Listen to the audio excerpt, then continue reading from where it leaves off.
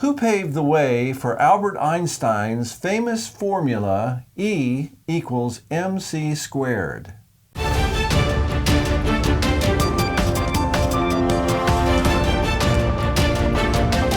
Occupying Till He Comes at Southwest Prophecy Ministries.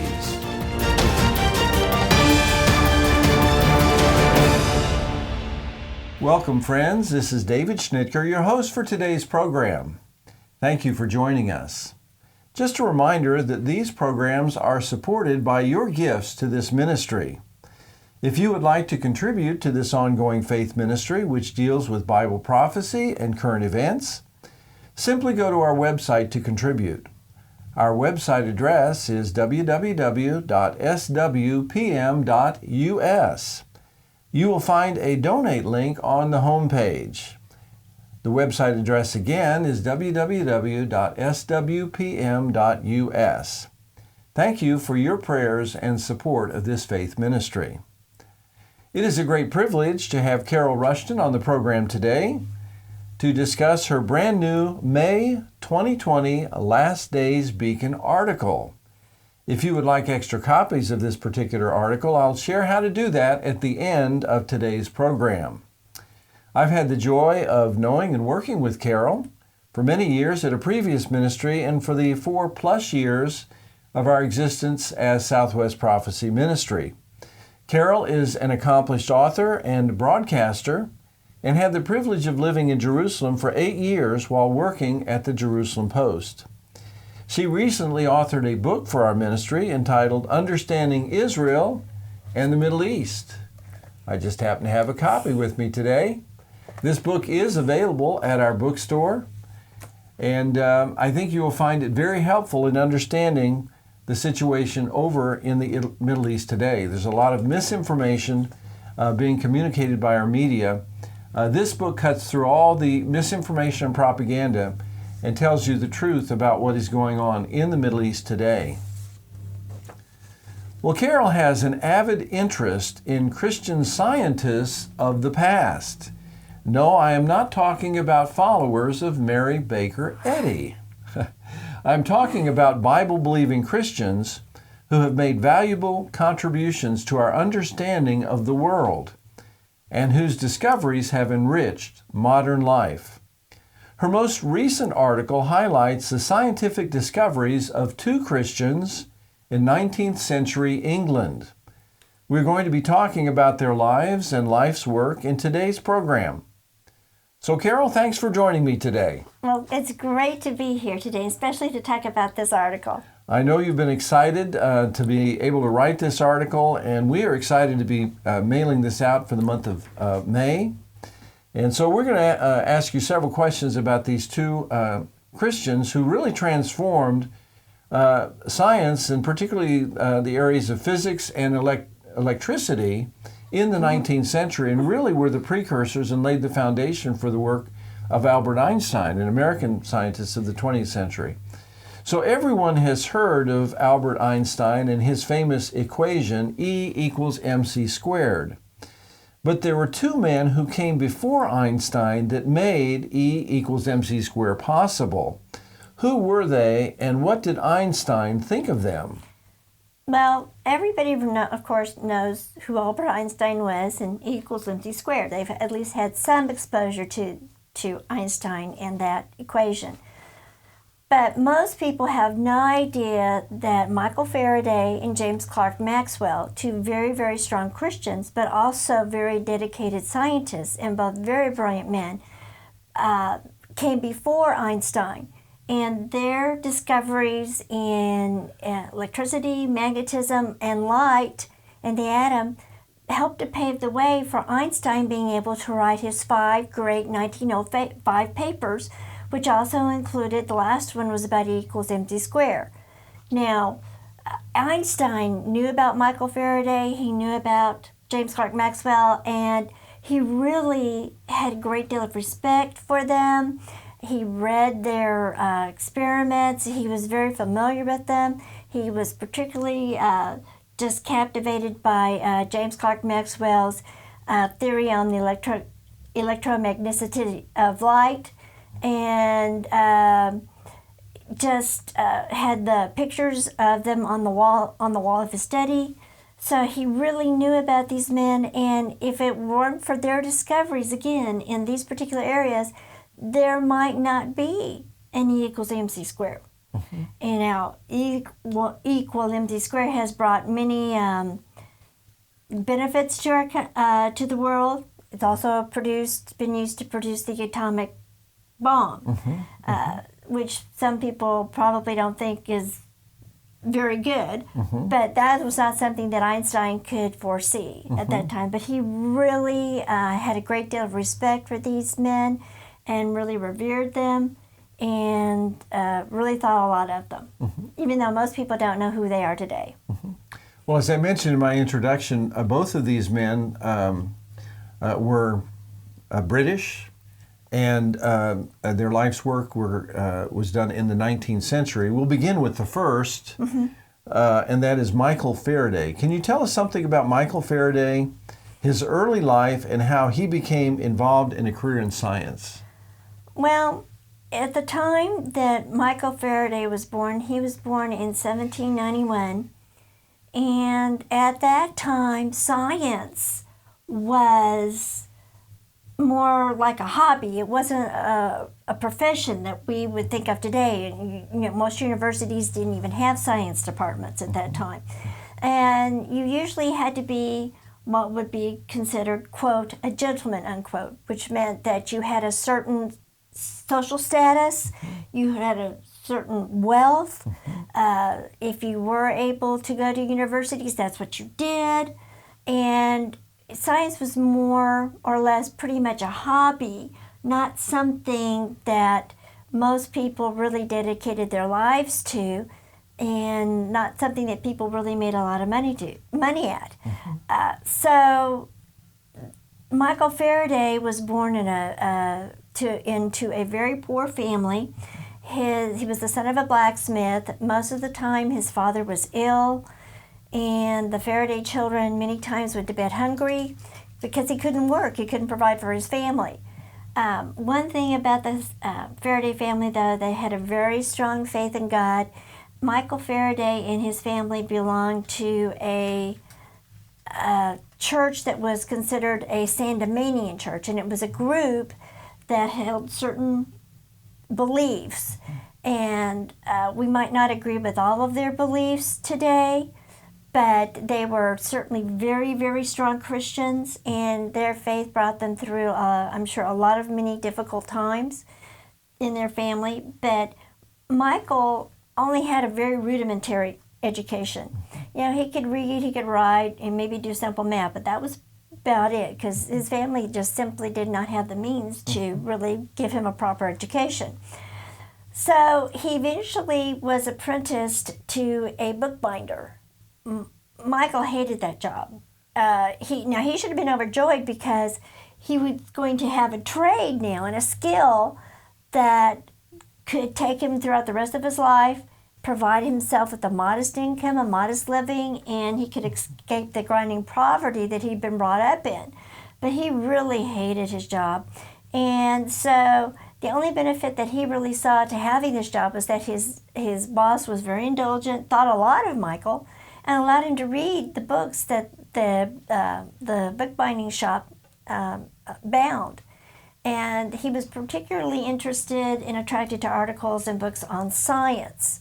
And he didn't make very much money, but any extra amount that he had, he would spend on materials to construct a very crude homemade lab and do experiments on everything that he had read about. Now, in 1812, his life was going to change very dramatically. And did you want me to continue with that, or? Yes, what happened in 1812? So here he is working as a bookbinder. Which he really hates. Very, very unhappy with that, but yet had this tremendous interest in science, mm-hmm. but lacking opportunity. Right. And so one of his masters or employers, customers, Michael had really impressed him, so he gave him tickets and to hear the great chemist of the day, Sir Humphrey Davy. Now, Humphrey Davy was a great scientist, but as you find out from reading the article, that some people would eventually say that his greatest discovery was Michael Faraday. Oh. And So the two were about to meet. yes, the two were about to meet. And so these lectures were given at the Royal Institution, and he was a great first-rate chemist, a first-rate scientist, but he was a showman, and he had a real dramatic flair for in giving his lectures. So he was very popular. Tickets were hard to come by, and Faraday was just absolutely thrilled that he was going to have this opportunity to go, and so he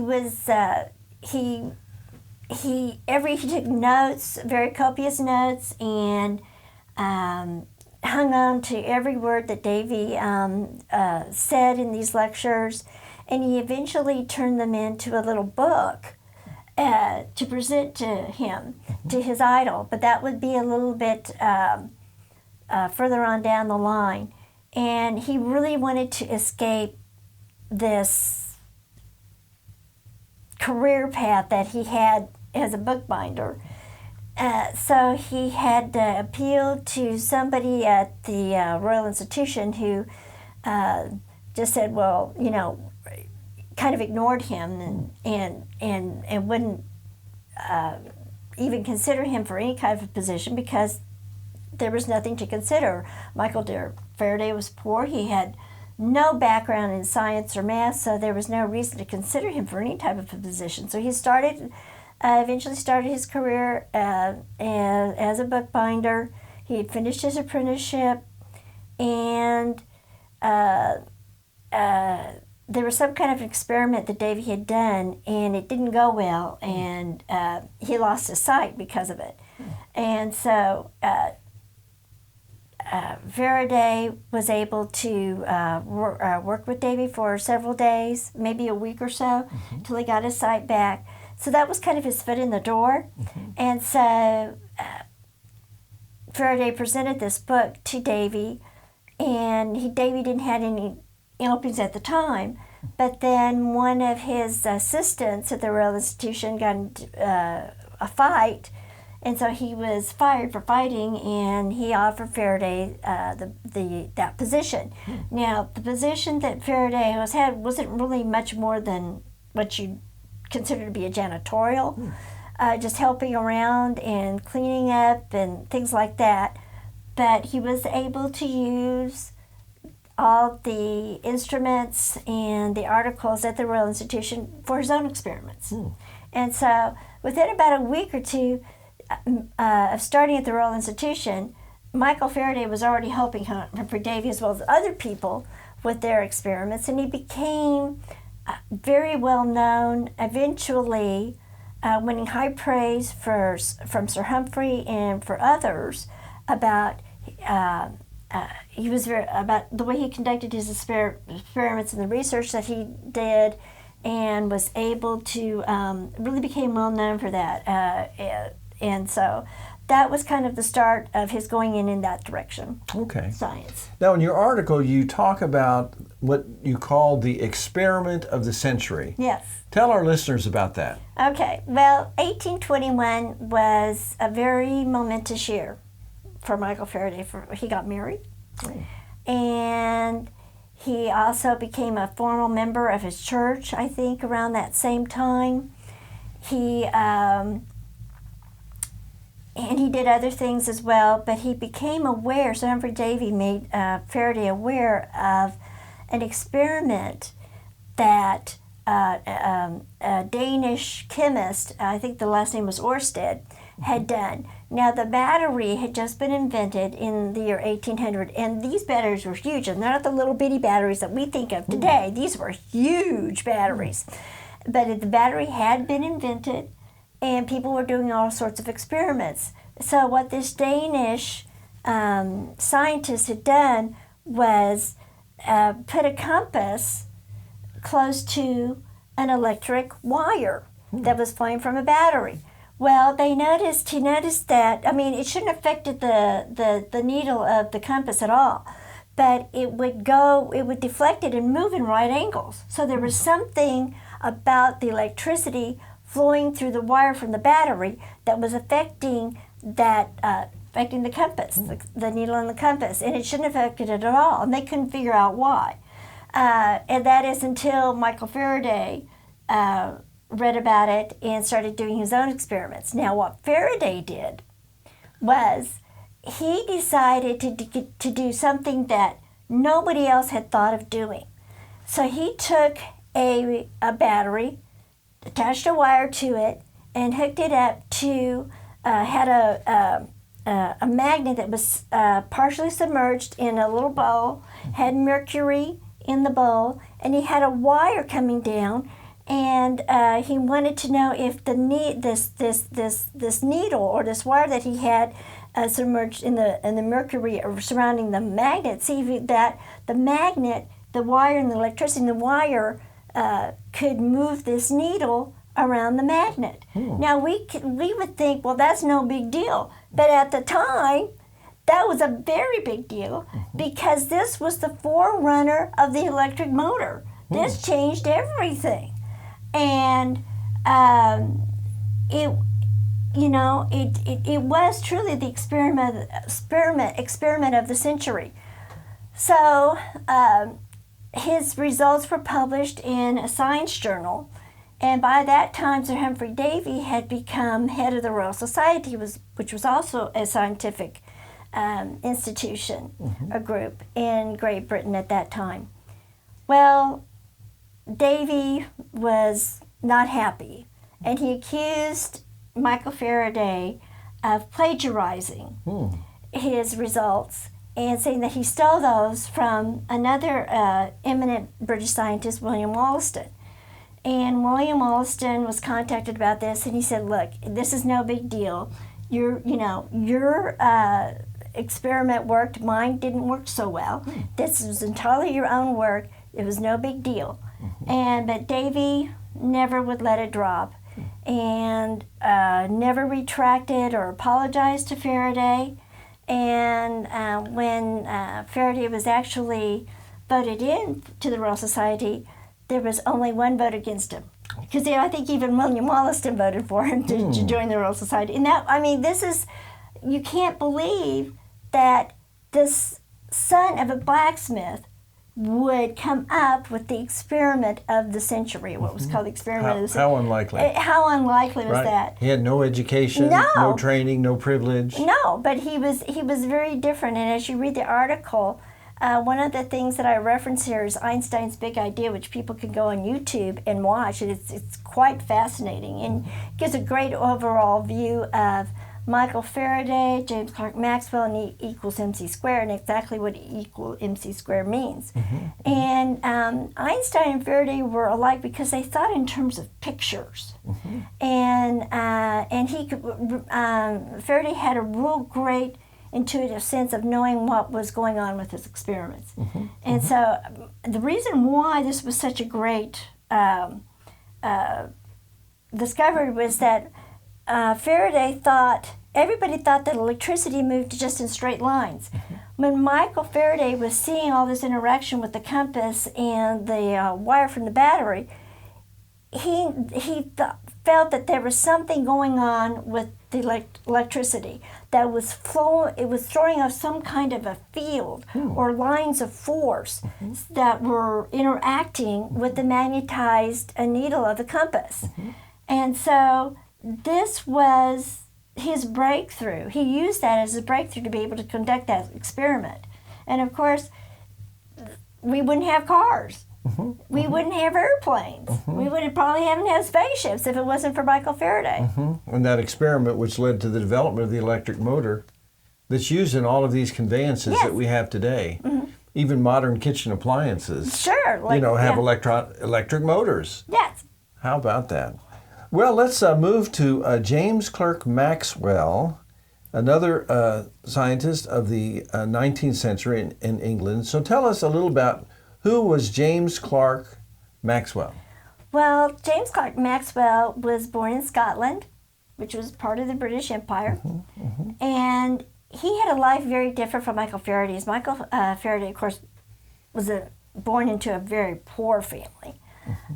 James Clerk Maxwell was born into a fairly well-to-do family, and they lived out in the country. They had a mansion called Glen Eyre, and had lived a life of well-to-do country gentry at that time. And so he had a probably somewhat privileged, or more privileged upbringing than Michael Faraday had. Now, his mother died when he was about 8 or 9, but not before. She passed on to James her very strong Christian faith. And so they were a very strong Christian family, and that's the way James Clerk Maxwell grew up. Now, he was very brilliant even as a child, and he was always begging everybody to around him to explain how things worked. And he wanted to know in exacting detail everything. He was precocious. Very, very precocious. And after his mother died when he was very young of stomach cancer, his father was convinced by relatives that the boy needed to go to a proper school. And so they sent him to Edinburgh to live with relatives, and at first James didn't fit in very well because he was from the country and he didn't fit in with the city boys.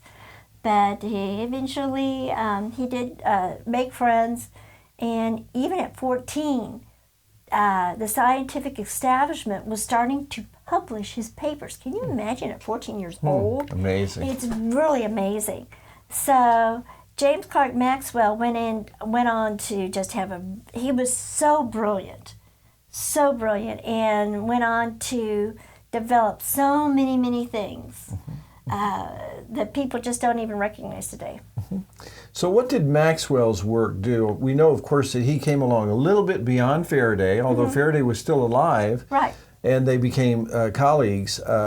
But he came along after Faraday had, for example, done the experiment of the century. How did Maxwell's work impact Faraday's earlier experiments, and how did Maxwell's work also contribute to the later discoveries of Albert Einstein? Well, Michael Faraday really didn't have the mathematical skills to prove his, quote, lines of force, unquote. But he felt very strongly about it.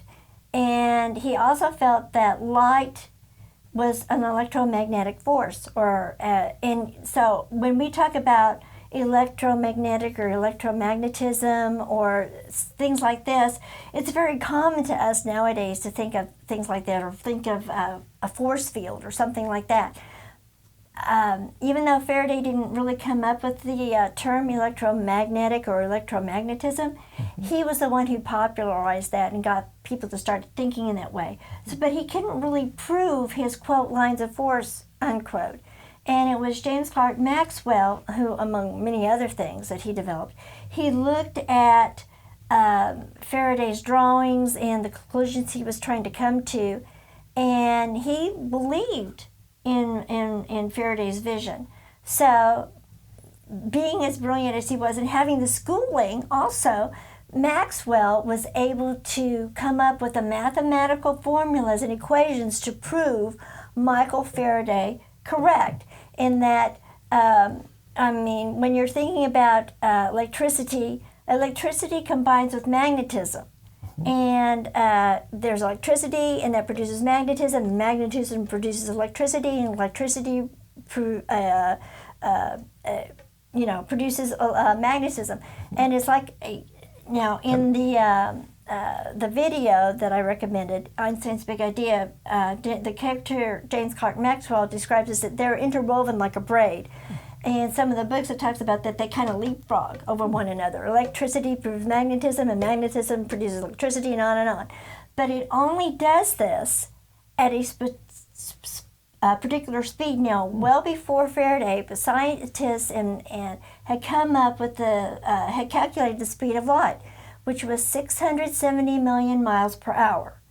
And Maxwell said that magnetism and electricity only produce one another at a particular speed, and that is 670 million miles per hour. So Michael Faraday was correct. Light is nothing more than an electromagnetic wave.